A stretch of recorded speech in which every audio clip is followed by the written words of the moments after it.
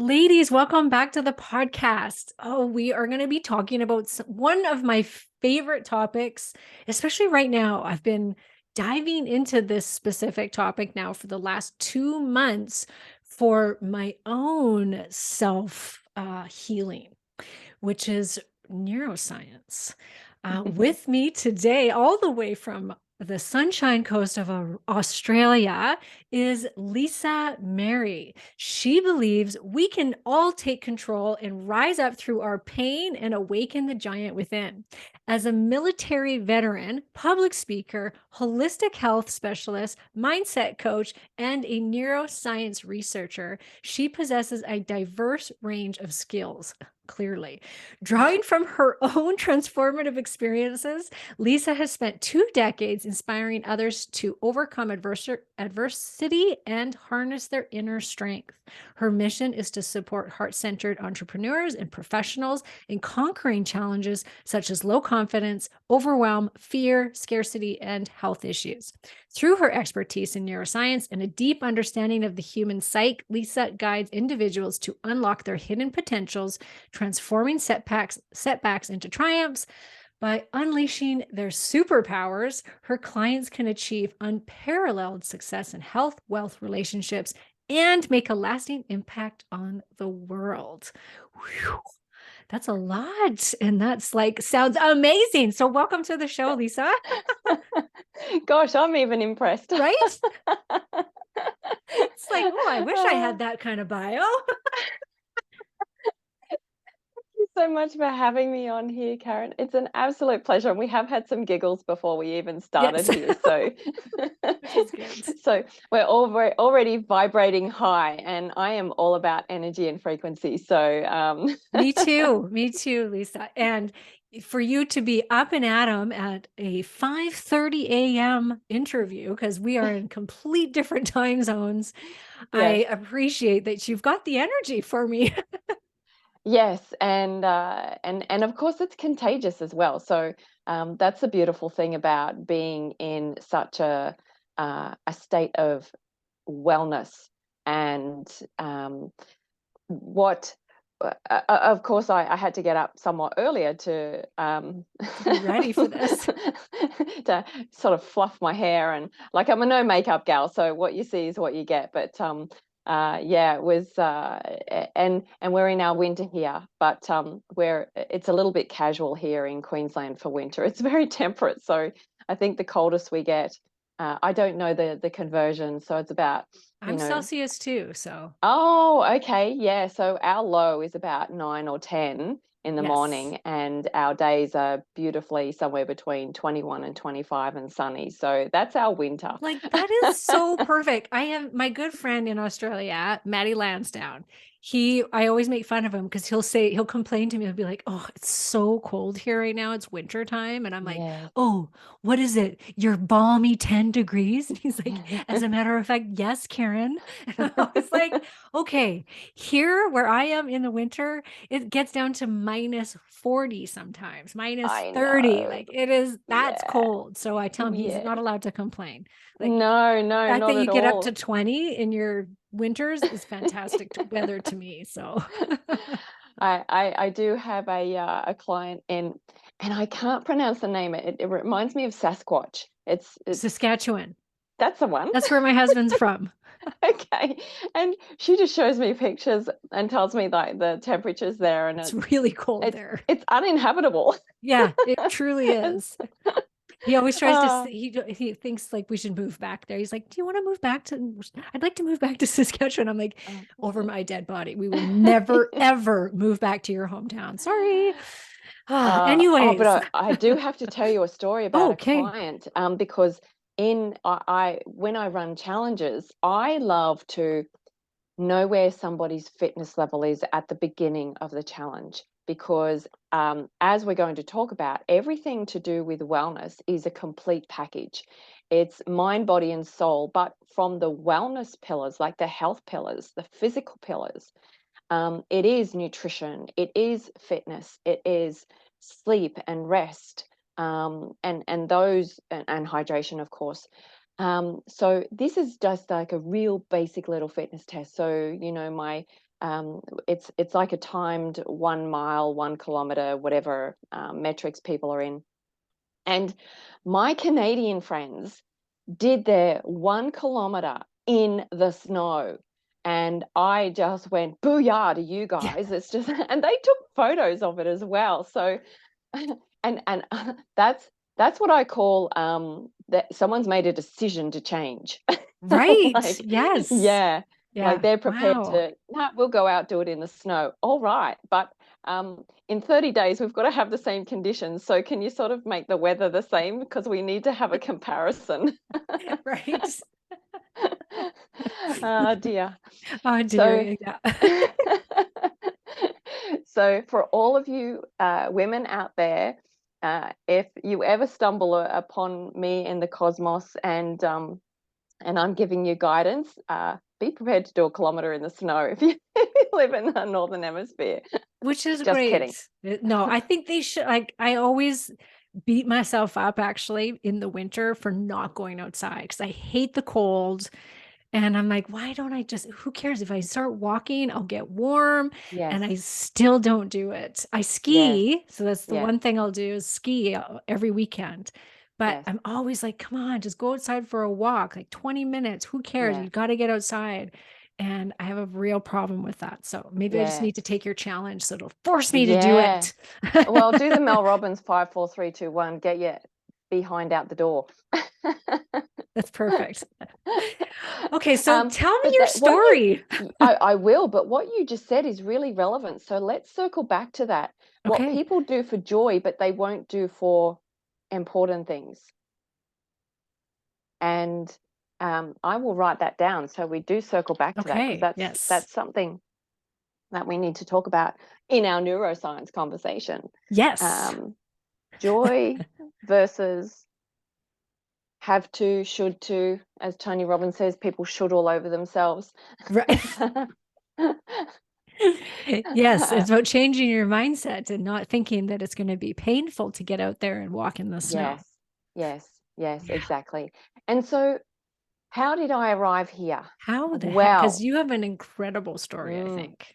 many lives in one is how I like to phrase it, and um, I won't spend a lot of time in my backstory because uh, um, it could take like a serious 30 minutes if we dove deep into it, but you'd truly understand how I've been able to embrace the what I call we all have supernatural capabilities, but we they're just that sleeping giant just doesn't get woken up because of all of the layers of crap that have we've allowed on ourselves and others have put on us, basically our life.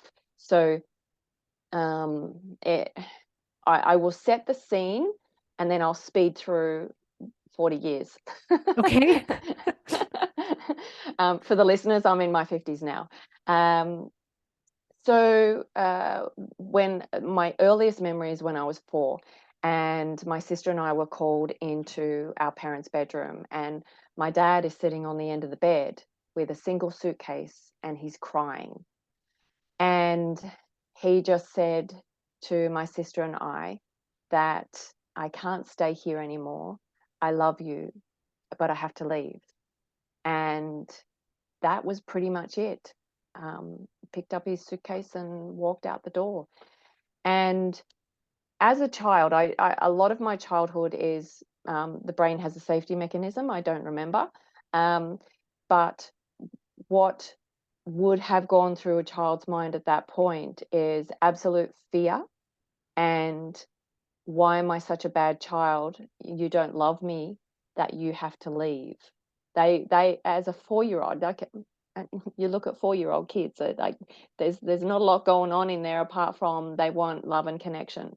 Um, and so uh, my my mother, as I grew older, I found out that she was diagnosed with borderline personality disorder with extreme narcissism. So she was very psychiatrically unwell, but on a whole bunch of back in the 70s and 80s, like the psychotropic medication was just really. unregulated and untrialed, and it sent people into more psychosis, as has side effects of current day pharmaceuticals for people who are given the wrong medication. Right. And that's another whole can of worms. But I won't get on my soapbox about that just yet. I'll stay on task. Um, and I'm a medical professional, so I've seen a lot Yeah. that the sick care industry, they're about treating the symptoms, not going to the root cause of why somebody is in whatever condition. And so my mum was very violent, both physically and emotionally. Every single day was fear, Hmm. and you just didn't know in a split second what was going to happen next. So um, I was on high alert, basically, in fear of my life for many years. And when I was 6, I was part of a swim squad, which was the most incredible thing for me because I was surrounded by champions. I was surrounded by people who were very disciplined, who had goals and dreams. We had national swimmers, a couple of world titles, and even Olympian in our squad, and I felt safe there. So from the age of 6, I was exposed to this big world of possibility.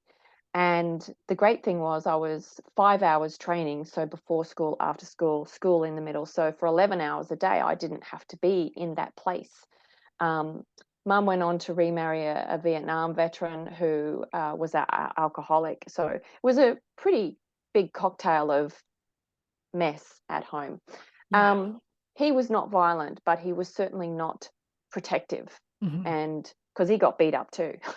Oh gosh. Like, and I'm talking weapons are involved here, like knives and all sorts of things were always around, um, on my mother's behalf. Yeah. So um, uh, I became a champion, but what I did was to try and win her love. I just drove myself to success, to win every race, to win the state. I was a national champion, but of course there was no connection. Like for her, it was obsession, and um, it became her obsession, which then I really started to hate it. Um, Mm-hmm. and for the listeners, this is a really significant moment. When you really hate something or someone, um, something goes wrong with your body. Mm-hmm. And if you're trying to get fit and you don't like exercise, you'll hurt your knee, hurt your ankle, Yep. um, catch a cold, do something that's actually going to stop you from exercising. Um, Something goes wrong. So I was getting repeated ear infections, which meant I couldn't be in the pool. So my body was saying, "You've had enough, Lisa." Like I was 13 or 14. Um, and then, so the swimming finished, and then I was invited to a martial arts club. And I thought, well, at least I can learn to defend myself a bit better. Looking on the bright side of things. But for me, that was my first exposure.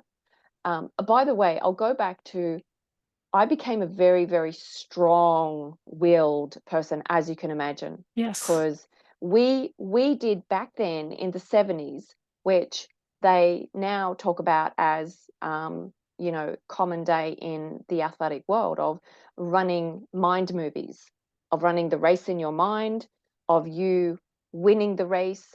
So the body doesn't know the difference between if the mind's running it or you're physically doing it. And you still get all the same nerves firing and wiring, the muscles and all of those things happening. You get your heart rate response, you get all of so you get the picture. And so I was doing that as a 10-year-old, which is um, uncommon. Yeah. Yeah. And because I had this exposure as well, I always had an inner knowing that the actual horror show that I was living in within the family unit was not normal. And so I got to see that I somehow I'm going to get out of there. Somehow I'm going to not end up like them. And so I withdrew. My sister went out. You either contract or you fight. For me, the safest thing was just to contract deep inside and just count my days of being able to escape.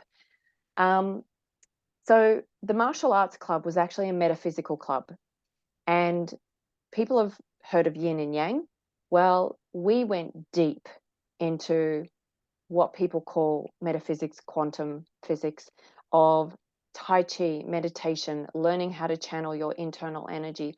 So I was a 14 or 15-year-old exposed to the Eastern arts on a very, very deep level.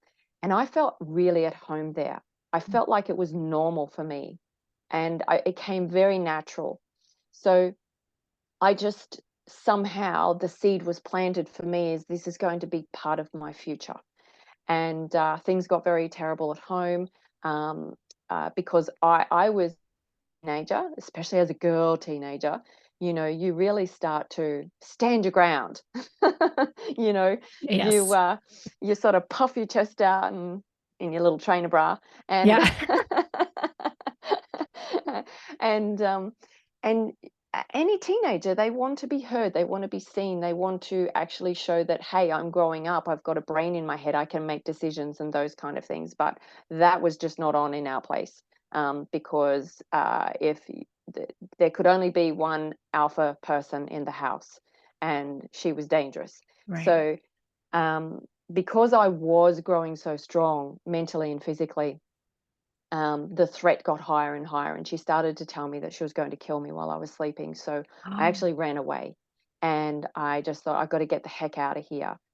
So as a 15, 16 runaway child to a halfway house, there was no child support back then. So it was a very interesting safety house. And long story short, developed an eating disorder that I was hospitalized for. I had anorexia nervosa. This is really critical, which we're going to move into on your show, mhm, about eating disorders, bad relationships with food, eating dysfunction is, it's power, and it's also a lack of power mhm, of self. And trust me, when you starve yourself to almost death, that's power. And mhm, it's the only power I had in my life that I could control. And so that for me was, it got to the point where I was critically ill, and I considered, do I continue or do I just end it? And at that moment, it was the thoughts of, I'm not escaping you, Lisa. I'm actually escaping her. mhm. And at that moment, I thought, I've got all of these things I want to live for. And so I have to just get the strength to just keep going. And so I went back home. The law enforcement were involved, of course. Finished my year 12 school because I thought that was pretty important, especially back then. And I didn't get into the university course that I wanted, so I joined the army, and I thought, well, that's another escape. And I Mhm. did. I literally went to the other side of Australia, and I thought, at least I'm safe for a while. um, so I was 18 when I joined the army. And by this time, because when you internalize fear so much, fear, worry, all of the hormones of stress, and this is really important for our listeners, that basically our fight and flight response it should be regulated. It should be come back to hemostasis. And when we are constantly turned on in the hormones of stress, it's very, very destructive on our the body's ability to function, and basically disease starts happening. And so I ended up with 5 autoimmune diseases. I had Wow. systemic endometriosis. From the age of 19 to 29, I had abdominal surgery 14 times to remove disease. I had a hysterectomy at 29, and the disease was still evolving even after my hysterectomy. And by 33, I was bedridden. I was so sick I could not. I looked terrible. I felt terrible. I was non-functional. Lisa, do you So think that the endometriosis and then which led to a hysterectomy, going back to what your body will create for ailments yes, to help you, for you, do you think that was your body because you didn't subconsciously you didn't want to be a mother because yes. of your I'll relationship with your say that mother? outright. Yeah, okay. I figured. 100%. Yeah. I was terrified Yeah. of a child did not have a say or a voice in the world. Mhm. And I openly said to people, I'm not going to be a mum. Yeah. And um, not only, well, when you understand, if you are a believer, let's put a A believer. light moment on it for a moment. Let's go woo. If you have studied the Eastern chakra system, Yeah. we have energy centers in our body. There are 7 main ones that we talk about. Um, the survival chakras are the first 3 lower centers, your root chakra, sacral, and solar plexus, which, my friends, your survival chakras, if you are in survival, the energy gets stuck there. And so while I was in the army, I also had a very serious accident which smashed my hip. So literally for the next 30 years, I was lower limb disabled, in terrible pain, couldn't walk without a walking stick or crutches. Um, so if you actually connect the dots, all of my trauma and sickness was in my survival zone. Yeah. So my pelvis and my abdomen. Yeah. And so like there was big trouble. Like it was screaming out to me, Yeah. Lisa, you've got to move this energy, girl.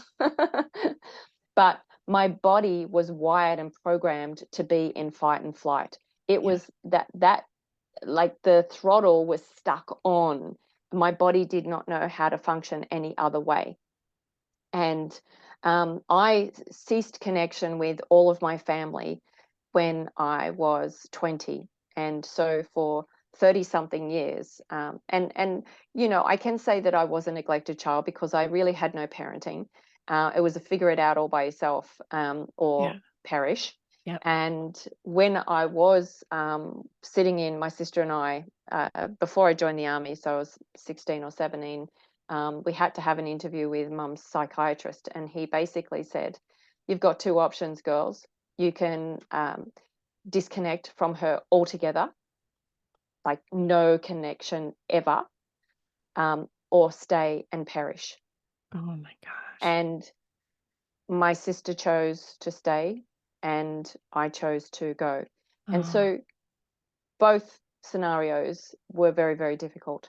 yeah. Um, But because I was so driven to succeed, Karen, that hardwiring of survival, significance, I need to be heard, I need to be seen, I became very successful in anything that I did. I Yeah. could play mind movies if I want that, I can create that.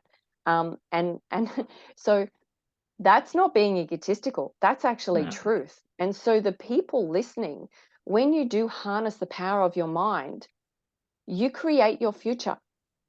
But while we're living in the hormones of stress, and we have over 70,000 thoughts a day, and of those, 90% of those are the same thoughts we had yesterday running on the software program in the background, and the same thoughts as the day before, and the same thoughts of the day before. So if we're thinking about all of the anger, guilt, shame, blame, scarcity, lack, all of these things, lack of self-worth, looking at your body going, I hate you, feeling disgusted, overwhelmed, all of these things about ourselves, we are just creating that because we're setting up an environment for inside of our body to only know how to produce that. So you get more of that. And so the cells reproducing can only be as quality as the ones you've already got. If you don't change, your body doesn't change. And and so you can literally pick up your timeline and pop it onto your future. And that's why when yo-yo dieting is a thing. That is a habit. That is your software program running in the background, is that you know that you're going to give it another go, and then all of those demons start coming out in your head of, you've tried that before. What's your family going to say this time? Oh, I get so hungry. Oh, I'm going to miss out on that dinner.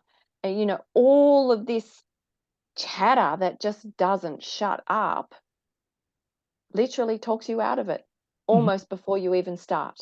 Yep. Yep. And your body is so conditioned to that you know that you're only going to last a little bit of time on the next diet. Yeah. But you're going to give it a go anyway because that's your habit. And it's it's it's destructive. Yeah. Yeah. And it's I, not just weight. I mean, this can be applied to all issues. everything. Yeah. Yeah. Yes. Yeah. It's our whole life. Yeah. And I, when I left medical science, because, of course, I had a couple of abusive husbands in there as well. I didn't want to miss that out. Yeah. Get into a toxic relationship because Of that's all you know. course. Yes. Yes. Exactly. Those poor ladies online are thinking, oh my gosh, I know what that's like, Lisa. And we Yeah. do that to ourselves because that's what we're used to. Yeah. And we have this hope that things are going to get better, but we keep creating the same environment, and so Yeah. it's not going to. We relive. It's Groundhog Day, literally. Yeah. I don't know if Yeah. people are old enough to know that movie. Yeah. It was really annoying, but you It couldn't not was. watch it. Yeah. Yeah. Yeah. Uh, um, so, the last one, because I was so driven, I was so successful in everything that I did. I was a hard worker when I was a medical scientist. I did all these extra shifts. I actually got myself a couple of investment properties. And little naive me, with the last husband, by the way, the guy I'm with, I've been for 20 years. He's a top bloke. okay. Yeah. He's a keeper. We've healed I, that. I sorted a lot of stuff out. No, we were both a train wreck when we met each Okay. other. He came with 2 babies. So that's another Uh, story there, yeah, Karen. right. Um, the person who didn't want babies Yeah, I was gonna say ended up with life 2 life had stepchildren. different plans. You tried your hardest not to have children, and Yes, but it was a very big gift, yeah, of very course. big Yeah. healing process. So I went guarantor with my properties for his business that went broke within 20 months. So I went bankrupt. Oh. Oh, jeez. So I've ticked a lot of boxes of what I want to get out of Yeah, out of the way for the first 50 years, because right. baby, I'm on the magic carpet ride for the next 50. Yes. Well, hearing your story is like it's making me almost like want to cry because there's so many similarities to my own. Like Yeah, uncanny, like it's creepy. It's like, whoa. I didn't have a mother that was physically abusive, but it yeah, was never a good environment. And yeah, I also developed a eating disorder. I went into a lot of very terrible relationships. I was raped several times. I was not by family members, but yes, still, it was from this very unsafe family environment that I would never, ever felt comfortable in, never felt safe in, never felt loved in. Um, and yeah, same thing as you, where I was determined to be successful, and anything I put my mind to, I could do it. I needed to feel significant, yes, 100%. Yeah. yes, Yeah. So, yes, so many things. I had endometriosis. I had ovarian cysts. I was blocked. My chakras were always, I remember my spiritual teacher, she was like, you have like no energy in your pelvis. It just is yeah, completely shut off. You've yes, got nothing there. I was like, yes. yep, yep, I did that on purpose. Yeah, sorry, I should not be laughing, but I Don't get you. yeah, right. Exactly. So I hear you Yeah, telling your story. It's yeah. it's very relatable. And we're not alone. And that's the thing, is that all of those women out there suffering, quite a lot of the time, you feel so alone. And but I think when, and this is a big part too, because when I, within my real 360 approach to holistic wellness, is that to reprogram your subconscious mind. You can move through trauma. You can end up being a healthy, happy, spiritual, um, evolved, infinite, supernatural being, because I'm evidence of that.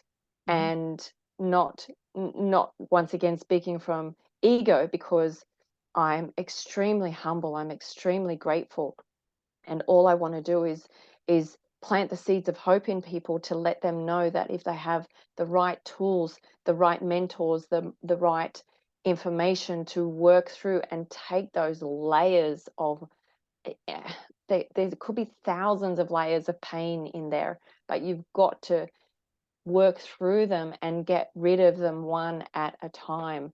And so when I literally have been on that journey since, what I believe, around that 10, 14-year-old girl, is that I had this inner knowing. And when we get still enough, when we get quiet, when we can turn the chatter off and just be with ourselves, and if you connect with your real self, there'll be whispers in there that you're okay and that you're going to make it through. You just have to look for the breadcrumbs. You've got to start believing that there will be the next step put in front of you, whatever that is, however it appears. And when you're aware to look out for the signs, you'll go with it. We have millions of resources at our fingertips anyway. So literally, even in the darkest days where I couldn't get out of bed, I've never felt hopeless. I always had hope.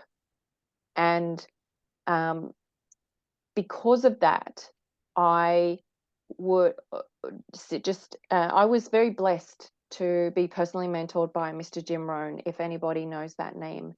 And he was Tony Robbins' mentor.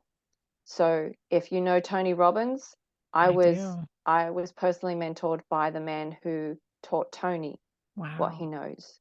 And so very, very powerful. Um, and I would just lie in bed with my headphones plugged in, and I would just feel my brain.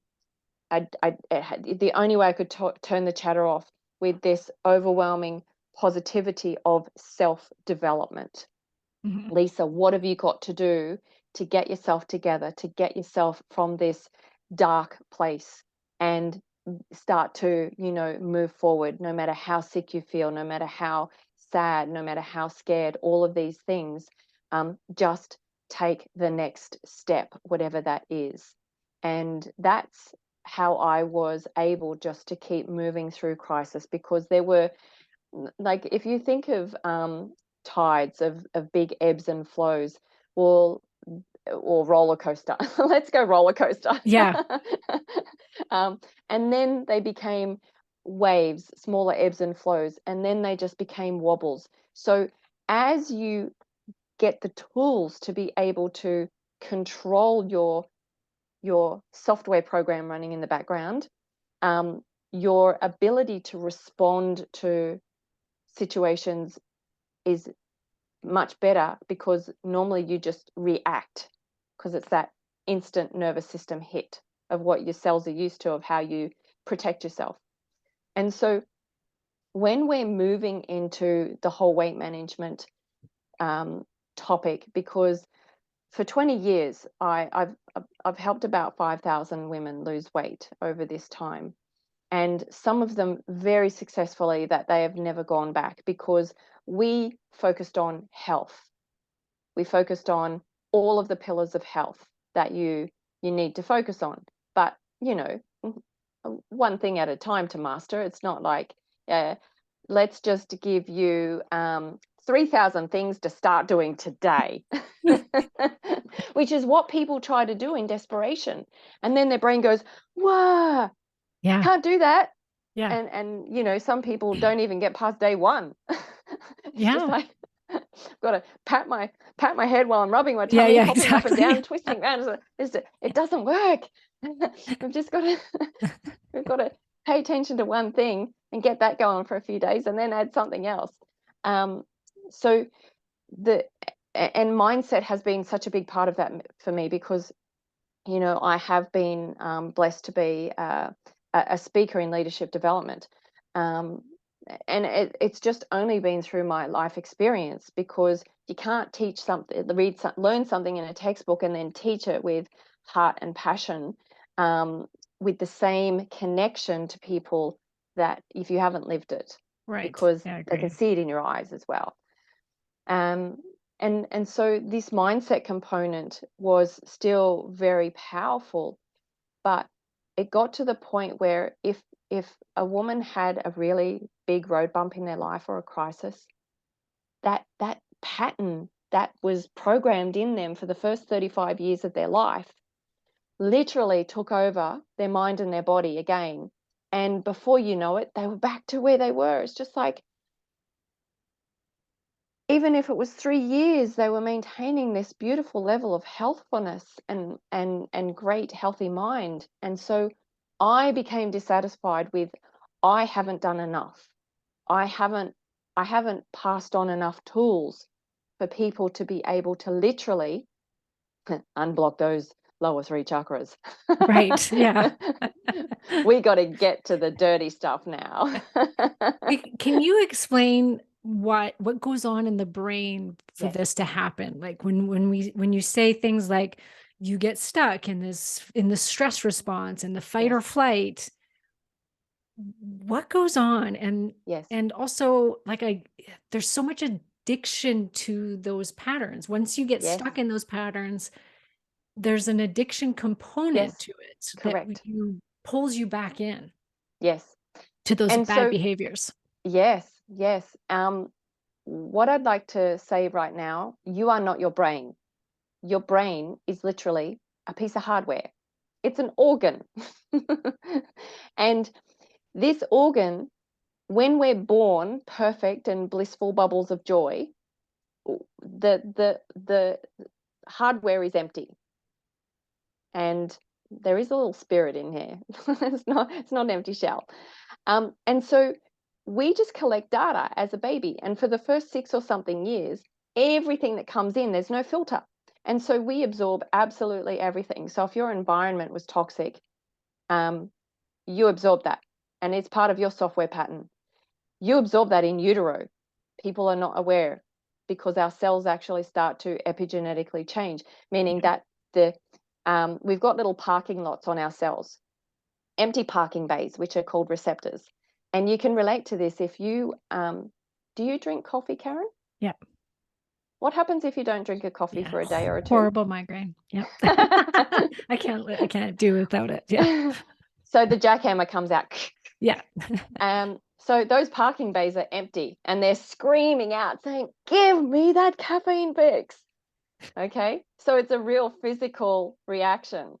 And so when as we grow older, and as soon as we have a thought, even faster than a nanosecond, like a lightning bolt strike, is we get a, a, like a flash of information from our brain down our nervous system, which then releases a whole cascade of chemicals and hormones in response to whatever's gone on.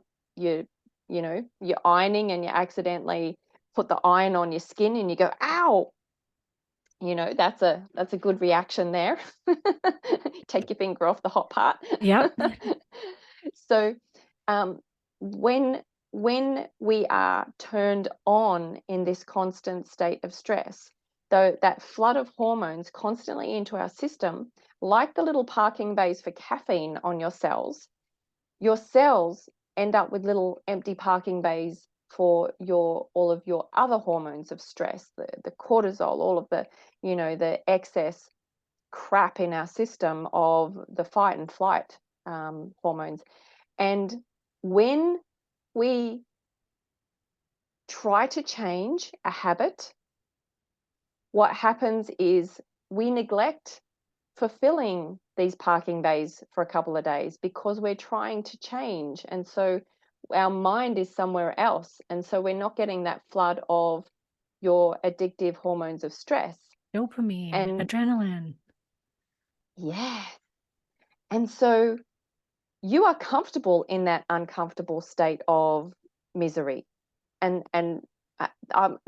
there's no other word for it. You don't like being there, but it's more uncomfortable to change because it's unknown. And as soon as you start to move out of your normal state of high alert, your brain only likes safety.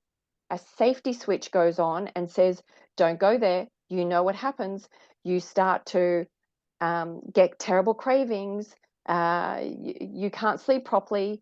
And all of these thoughts start going through your mind that basically you just say, oh, I can't do this. It's too hard. And so you then go back into your normal state and you start fulfilling all of those addictive hormones of stress again in that terrible state that you don't like living in, but it's all you know. Yeah. And that's literally why people can have a fantastic 2 or 3 months on a diet, because they're soldiering through, they're working through that, but it gets to the point where their body just cannot go without that fix. And Yeah. so they just give up They and go back. self-sabotage. And not only that, is when people start to become even a little bit successful and they might be getting compliments, externally they're going, yes, but internally they're also having self-doubt. And so there's this terrible tug of war energy going on. And then some people don't even like, well, I won't say don't like, they're fearful of success. Yes. Yeah. It's such an unknown for them. And do they deserve it? I probably don't deserve it. So why should I actually continue? And it's it's a story. It literally is. So it's literally 80% psychology and only 20% mechanics. So everything that we tell ourselves, we believe. It is our belief system because you made it that way. But our belief system also came from when we were in utero, the first 35 years of our life, everything, our school, the politics, the church, our social community, all of those things have actually wired our belief system. And for you to be able to break free of that is a process. And we know from a science perspective, it takes 66 days to rewire a new neural pathway, which isn't long in the scope of things. So these little nerves that are trying to fire and wire together, and here's the kicker, you got to do something every day. If you want to change, you've got to Yeah. have that habit every day. You can't just do it every other day because those little nerves are never going to connect together. And it's just like being part-time pregnant. You just can't be pregnant one day and, oh, I don't choose to be pregnant today. It's just like, yeah, you are. You want to get healthy. It's not a part-time proposition. So when these nerves are firing and wiring, eventually, because you're doing it every single day, they make a connection. And then what happens is it's still really unstable. So it takes then another period of time, probably close to another 30 plus days after that, for a coating to occur over the nerves, which is called myelin sheath. And so then once the myelin sheath is there, it's hardwired. And so it becomes automatic. If I asked you right now to go and get your toothbrush and swap hands of what you normally do and try and brush your teeth, like you'd be gouging out your, Yeah. your gums. You'd be bleeding on the screen here at me.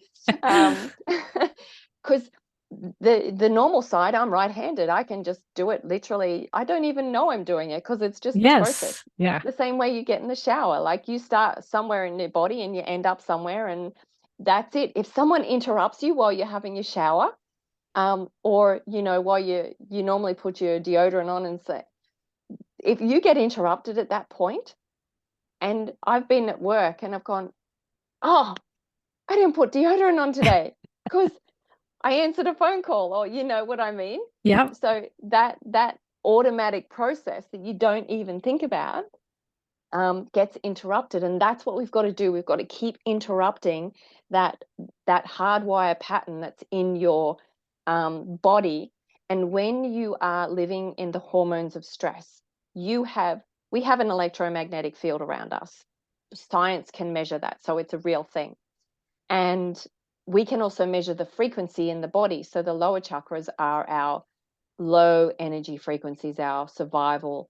As we move up from the heart, it's the bridge between our higher essence and our survival body. And so as we move up, the frequency moves up. So the whole in somatic healing, the whole process of when we're talking about chakras, Karen, because you know that language, you're aware of Mhm. that, is that we really need to start at the base and work our way up to unblock them, but also using sound. Sound is frequency. And we know that combining frequency and programming, we can actually raise the vibrational state of the body to and there is a process of we've got to actually be conscious while we tap into our subconscious with that. It's like a guided meditation, but it's used with sound and also moving through a different state of awareness as well. And when you do that on a repeated basis, you are literally changing because you're becoming uplifted as sound raises your vibration, raises your emotion, raises your level of healthfulness and joy. And oh, I'm starting to get all fuzzy. I've been fuzzy the whole time, Lisa. Oh, it's for me, it's such a powerful state. And you change that epigenetics, like the brain is sending different signals to the cells. It's sending love and gratitude and connection, vibration to your cells, which done repeated over and over again, we get through that 90-day period.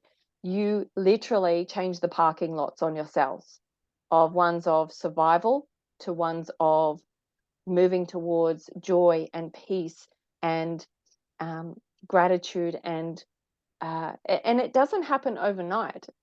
For me, it took years because I had to figure it out by myself. These Right. days, people, like, we know what to do, so we can deliver it to you in 3 to 4 months. Of as long as you're prepared to do it, you're going to have life-changing results. And the other thing is that when people are trying to lose weight, they look in the mirror and what they see they don't like. And that's what they tell themselves as well. And so it's also having that mind movie role of living as though you're already in that beautiful, fit, strong, sexy body. And you're seeing that person in your mind while you're also doing the process of changing your vibrational state. And the body will move towards that because you're now giving it more energy. If you just keep looking down at your tummy and your thighs and going, ugh, then you're going to keep getting the same because your Yeah. body will just keep giving you that hormone response. Yeah. And as we know, cortisol deposits more tummy fat. I'm in my 50s. I was thrown into menopause when I was 29. And through my own, by the way, it took me about another 5 or 6 years until I had a really good relationship with food. So for about 20 years, I was very dysfunctional with my eating pattern. And carbs are your friend. I got to say Yes. that carbs are Yeah. your Yeah. friend. They're not the devil. Oh, they're essential for weight loss. I Uh, agree. um, Dr. Lisa told you. um, but yeah, so we I just went off track then. I just thought I've got to say carbs are your friend.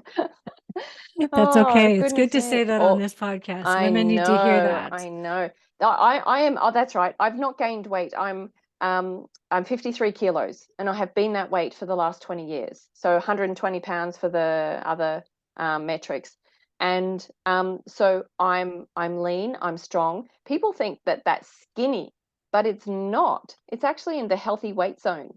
So if we went back to when I was a kid, 8 out of 10 people were my shape and size. But Yes. Yeah. now it's flipped.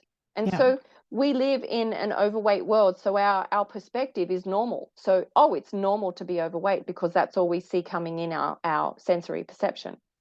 And so there's a work to do. you To say the you got least. you got to change the program. Yes. So uh, here's a question for you. So I'm very familiar with everything that you're talking about. I've taken Annie Hopper's course, what's it called? Oh my gosh, I'm gonna forget it. Do you know her? No, I do not. Okay. She's she's very well known. And so same thing, like she created a program that to get you out of the fight or flight. Um, she was amazing. The course it didn't work really for me. Like it taught me a lot, but it's kind of put me into a state of anxiety when I would do the practice that she wanted you to Right. do for 3 months. So it wasn't for me. So now I've gone into like John Sarno's work. I've gone into, you know him? No. No, but I'm writing names down. So John Sarnos, I don't think he's alive anymore. He was a chiropractor and he has Ah, cured like millions of people's back pain and chronic pain because it is in his world, it's always comes down to trapped emotions, typically anger, yes, things like this. correct. Yeah. And then I've also I did body work for 20 years. So Yes, I know all about the chakras and having like stuff stuck in your system and having to release it. And so very familiar with somatic therapy as well. So I get chronic migraines and I believe 100% it is from trauma yes, because of when it happened and everything that happened with it. yes, And feel like I was definitely, I don't know the exact thing that caused it, but I know that there was trauma in there and I got locked in, basically locked into yes, that fight or flight, and then developed health problems because of it, including weight gain and these chronic migraines. yes. And so knowing that I believe there is this emotional trauma root cause, I am like, now what do I do? Like, it's just so like I get really Yes. worried. Like right now, I've just found a new medication that has literally eliminated my chronic migraines. And so I haven't had a migraine for a month. That's the longest I've gone in over 15 years Yeah. without migraines. And Wow. all I can think of is it's going to stop working because I haven't dealt with the emotional root Mm, cause. mm, So either a different pain is going to show up or the yeah. migraine medication is going to stop working. I've Yeah. also recently lost weight. And so, and then immediately the whole time I'm fearing Yeah. it's just going to come back. Yeah. So it's like, when you know all of these things, it's Yeah. how do Yeah. you, my first question, does somebody have to know what the trauma was? Um, I think you if you start investigating, if you um keep keep following the breadcrumbs that are put in front of you, you will have that moment where you went, oh my God, I forgot all about that. And I didn't, I, I didn't even think that that was a problem. And so I truly believe that through obviously uncovering all the layers, and we all have so many of them, that when you do make that discovery, because it's this is my opinion. So everything that I'm talking about, all of the science-backed stuff is science-backed. And then there's my personal experience to parlay with that. Mm-hmm. And so I believe that when you find that thing, that unresolved trauma, you can then make peace with it. Because I had to go through a forgiveness process. One, forgiveness of self for basically treating myself like shit for all of those years. Sorry, I don't know if we can Oh, swear you on can here. say shit. It's okay. I try not to say the F word. Like I try not to get Oh, too vulgar on here, but shit is that's, fine, I think. yeah. A big steaming pile of dung. Yeah, Okay. yeah, okay. I actually don't say the F word unless it's just one of those moments where, I mean, it's generally more in a funny environment Yes, than yeah, me because too. I don't curse. Um, that we just made see, this is what I do. I take something that's really a horrible moment and flip it and make a funny thing out of it, Yeah, because we do take our life far too seriously. yeah. But we don't allow ourselves kindness and compassion. We don't forgive ourselves for the years of shame that we've held on, the years of anger that we've held on. We don't forgive ourselves for treating ourselves so badly. But we have to be aware that we are, to start with. But Mm, also, I had to forgive my mum. yeah. That I was did too, which I that feel was a as though I've biggie. done. Yeah, yeah, And huge. I had to forgive my dad for walking Yeah, out when I was 4. And yeah. I didn't think that was a problem. But that was the root cause of my 40 years of anger. I was blaming the wrong person. Yeah. Yeah. um, and so it's not until these discoveries that you can just allow yourself to heal through forgiveness and kindness and compassion of an unresolved issue.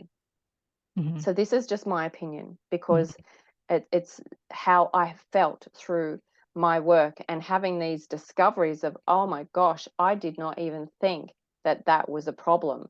But hey, it was the biggest problem.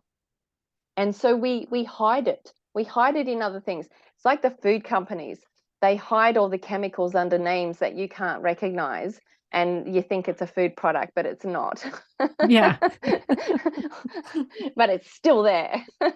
Yeah. And then on the flip side of that is if you know all of this already, like I do, like I've gone through, I did 10 years of like therapy and Yeah, energy healing. And I had an amazing guide. And it yeah, was, I went through all of it and I know all of like what my traumas were. I know that I had sexual abuse. I know that I yes. didn't feel safe in my environment.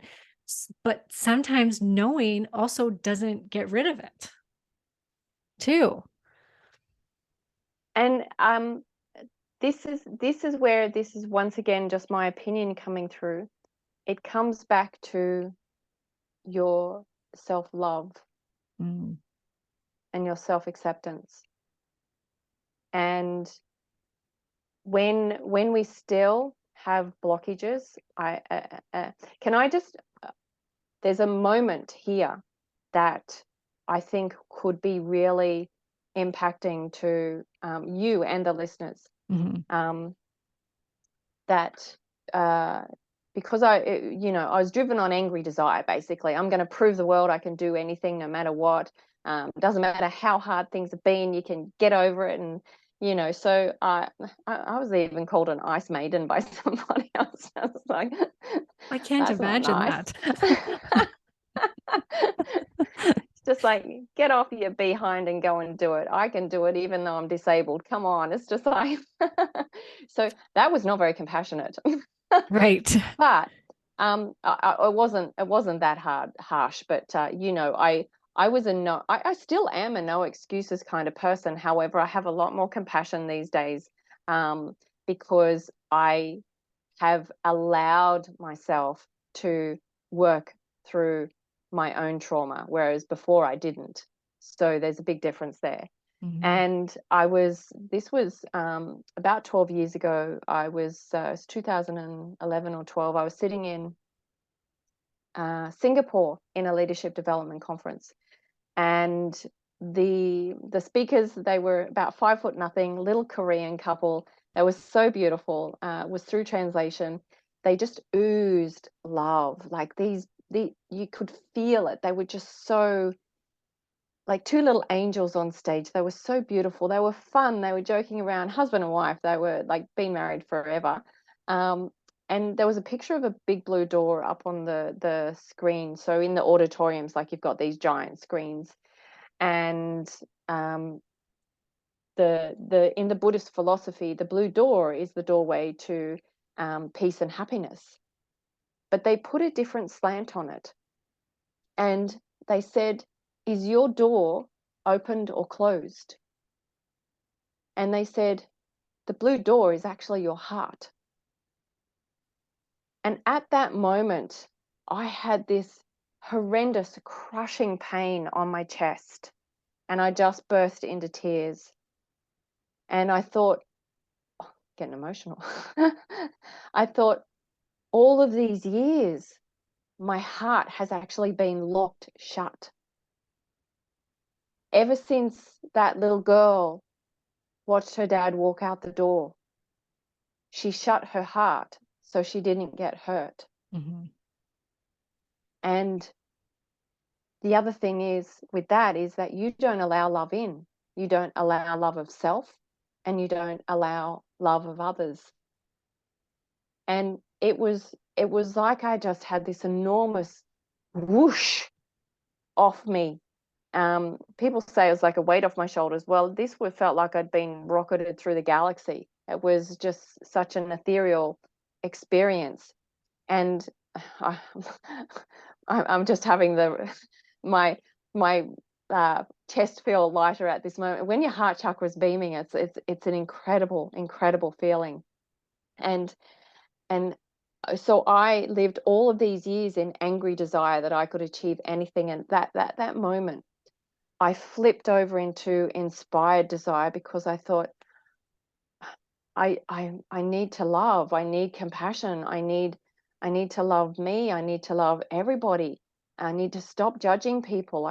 So all of these emotions just came pouring out of me, and I had the clearest um, sort of light bulb moment of my purpose of what I was going to do for the rest of my life.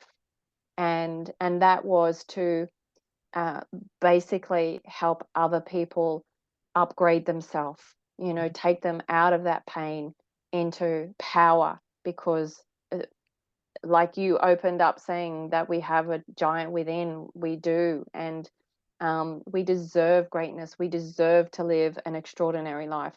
We are all connected. If you understand how cells are just vibrating energy, the universe is just vibrating energy, so we are all connected. And when you are in flow, when you have that beautiful flow coming from the earth into your survival areas, your heart is connecting yourself to your higher essence. And you you glow with peace and happiness.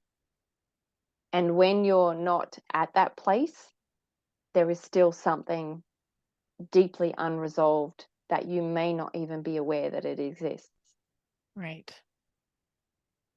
And so, having said that, Mhm. because, darling, I did 40 years of work and I thought I was okay. Well, that's it, right? I'm like, oh my gosh, I've been working on myself I for over know. well, now 27 years, I 27 years. And it's know. like, what is left unturned here? And it might not be unturned. It might just be total acceptance.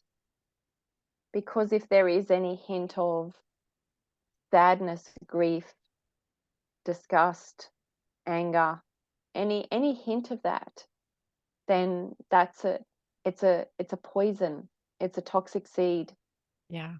Yeah. and it grows. Do you So believe that all chronic pain has an emotional root cause?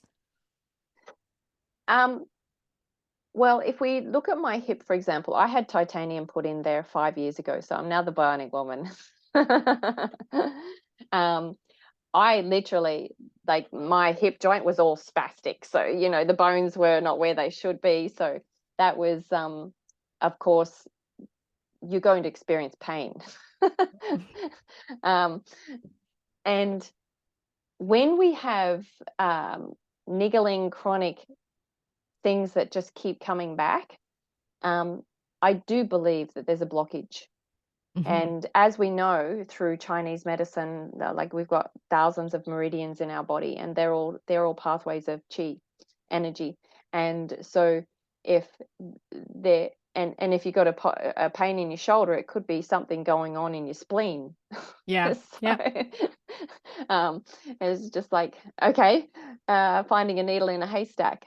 So, but generally, for example, I was at a beautiful retreat earlier this year, and there was a woman who had chronic shoulder pain. And as we can sort of use divisions of the chakra system, so the sort of like the from the heart to the shoulders is your uh, heart chakra. And she had this gammy shoulder for gammy. It's an Australian slang word, I was going people. to say that must be Australian. I've got to remember all these colloquials that we can't. It was not a swear word. It's just a just a niggly shoulder that was just not good. Couldn't lift it properly. Good twinge on her. Was gammy. And I and think we would say bunged up or something, or yeah. yeah. Yeah. Okay. We'll say Gabby. And so when after we did, like, we spent a few hours on each chakra and did some really powerful stuff. My goodness, super, super powerful stuff. And when it came to the heart chakra, um, there were the most tears in the room. Yes, of course. Yeah. Even I was just ugly crying. Yeah. I've ugly cried many times when my heart chakra was opened. Yes. And so I still believe I've got layers that are unresolved, Mhm. but I've got so much flow going on now because I can direct all of my thoughts. I can control my subconscious patterns with my conscious mind, and that has just been an art of practice.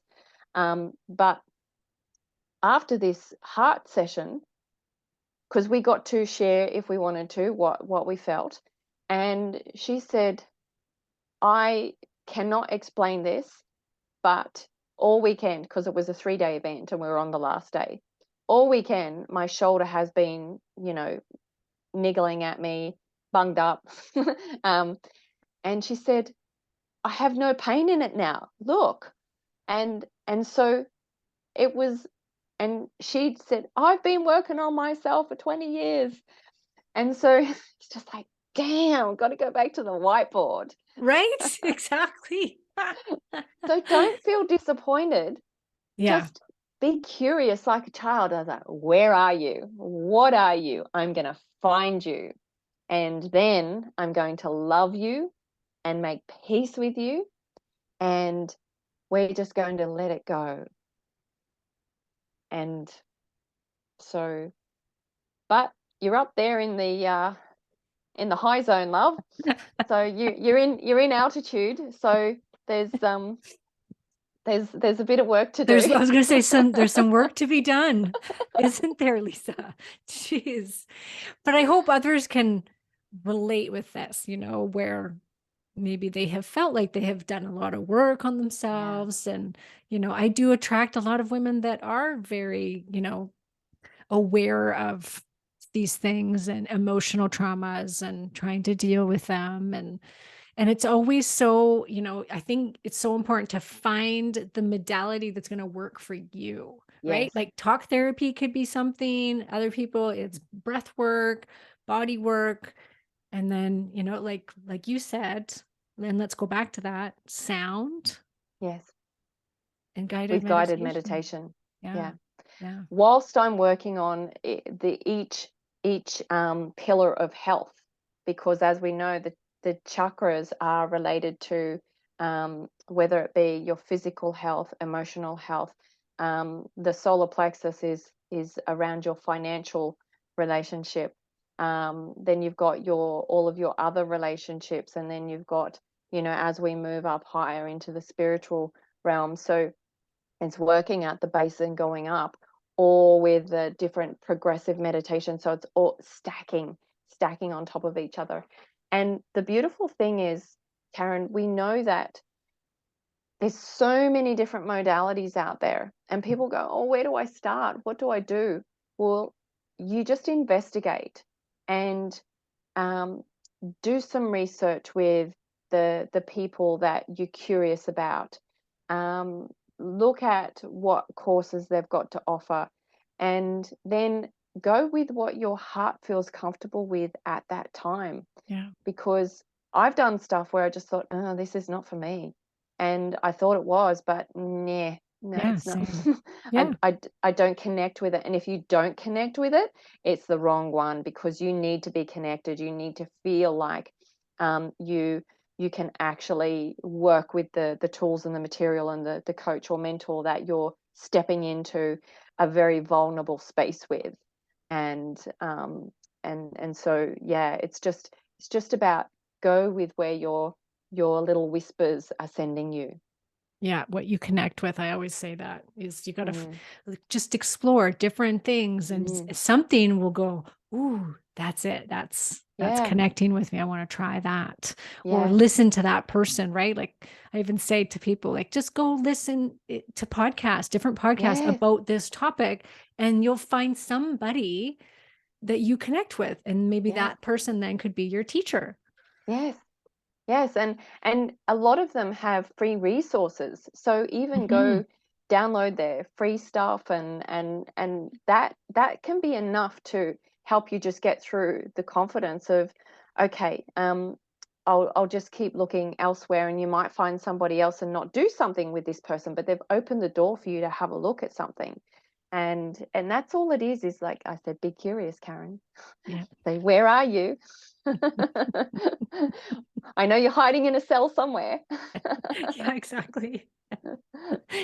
And it's such a different area to explore when it comes to wanting to lose weight. Most Yes, people don't go down this road. They're yes, just looking for the next best diet, it's the easy quick fix. What is it? And I mean, I do it too. We all want the quick fix, right? But we got to work on that emotional piece. yeah, yeah. And you can't um, work your way out of the wrong diet. I'm so basic in what I do. There's no elimination of food groups. It's just about balance. It's about clean eating. It's about education and making sure the body's getting the right nutrients, because if it's not, it still can't operate properly. So, supplementing is very important as well. We know that from the medical world because our food is so depleted. Yeah. So when your body's missing out on key nutrients, it just can't work properly. When you got perimenopausal and menopausal stuff going on top of that, holy Yeah. smokes. It's just Which like, most of give my me a ladies break. do. Yeah, So, exactly. um, yeah, so So what do you do then? Like do you hold courses? Do you do one-on-one coaching? yeah, I do more of a group environment with the coaching. I definitely do one-on-one for particular courses. I don't have a lot of courses. One is really to get people into their um, to focus on their no diet lifestyle, to start their weight loss journey. And then I've got more of an extensive course, which literally is a total body transformation. It's a 3-month course where that small course is sort of built into that big course. And there's one-on-one access through that as well, because I believe that personal connection is very important. I've always done one-on-one mentoring for people, and it helps give them accountability and that GPS, that guidance of them knowing that they're on track, being able to ask questions, and more importantly, for someone to be their cheer squad. Yeah. Yeah. Because quite often we don't get it from our family and friends. Yeah. And I don't sugarcoat anything. Good. You can't fluff around, and you're either serious or not about changing your life. And so I'm serious. I dedicate my time and my energy to helping people totally transform their life. So I sort of expect a two-way street coming there. Yeah. Yeah, me too. In my work, I feel the same way. It's like, if you don't want to change, then It's not for you. It's not for you. Not at this time, right? Yeah. Maybe down the Don't road. waste your money. Yeah, exactly. Exactly. Because you got to be willing to do the work. Yes. Yeah. Yeah. And get uncomfortable. Yes. I'm not going to make you do a mile in the snow. It's okay. Which we can now go back to. We can finish off on that, which was, you cannot think that these things are painful and that you don't want to do them, or else you're not going to want to do them. Exactly. It's like doing positive affirmations while you're crying. It's literally chanting affirmations. People have got it all wrong. Like, it's a big lie that you could just chant off this piece of paper, but you're in a negative state. You're hardwiring a positive concept with a negative feeling. So it's actually going to make you worse. It's going to keep you more stuck. Yeah, so powerful. That's a whole nother topic. So I think we've probably run out of time. We are. Here. Yeah, for sure. We're over. We could go on forever, baby. I know. I just want to keep picking your brain, because I believe people come into my life for a reason. And it was so funny because a friend of mine got a hold of me to say, oh, you should have this woman on your podcast. And I was literally in the depths of like searching all these podcasts for people that do somatic therapy. And I wanted a different side of this work that I hadn't spoken about before. And so it was like, oh, well, there it is. Ask and ye shall receive. There it is. The law of attraction is a real thing. I was sending out, you were receiving, and there we go. And that's what it's all about, baby. Yes. Awesome. But it's been so much fun. I know. It's great. Like I said, I could seriously just keep talking for another hour, but I won't do that to my listeners. Thank you so much for having me on. It's been a blast. Yes, thank you very much for coming on, and I will link to all of Lisa's stuff in the show notes so that you guys can go out and find her. She's got lots of free resources on her website. One on weight loss itself, so you can go check that out, and check her out and everything that she has to offer, which I think is great. And I really hope that a lot of people connect with your message from today's show. Thank you, darling. Thank you so much. It's been an honor, and it's been so fun with my fellow Canadians. Yes.